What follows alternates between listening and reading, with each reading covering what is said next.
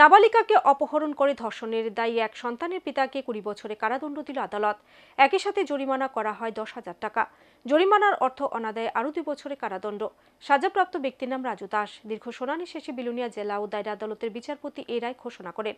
15 বছর নাবালিকা অপহরণ ও ধর্ষণ কাণ্ডে 20 বছরের সাজা হলো রাজু দাস নামে 42 বছরের এক সন্তানের পিতাকে। 18 জনের সাক্ষ্য বাক্য গ্রহণের পর দোষী সাব্যস্ত করে 6 পস্কো ধারায় বিলোনিয়া জেলা ও দায়রা আদালতের বিচারক গোবিন্দ দাস বৃহস্পতিবার দুপুরে রাজু দাসের 20 বছরের কারাদণ্ড, 10,000 টাকা জরিমানা ও অনাদায়ী 2 বছরের কারাদণ্ডের রায় ঘোষণা করেন।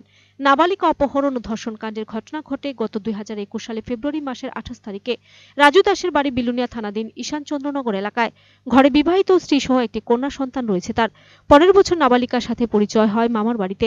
পরবর্তী সময় নাবালিকাটি চোত্তাখোলা বাজারে উৎসবে আসার পর সবার লক্ষ্যে নাবালিকাকে অপহরণ করে নিয়ে যায়। নাবালিকার পরিবার অনেক খোঁজাখুঁজির পর নাবালিকাকে না পেয়ে রাজনগর পিয়ারবাড়ি থানাতে মামলা দায়ের করে।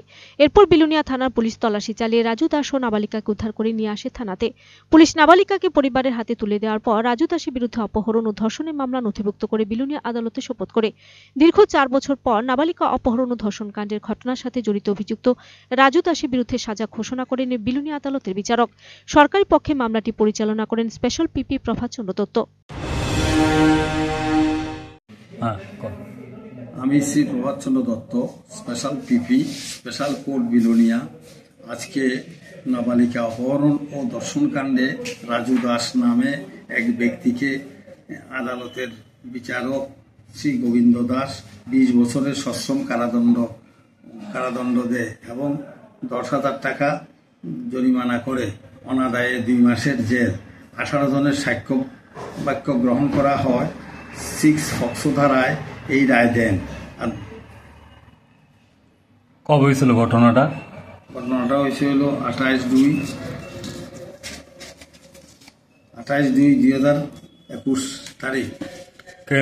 নাবালিকার পরিবারের পক্ষ থেকে কি মামলা করা হয়েছিল?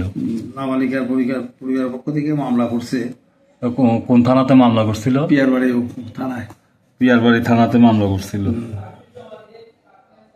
রাজু দাসের বাড়ি কোন জায়গায়? রাজু দাসের বাড়ি বিলোনিয়া সুকান্ত কলোনি।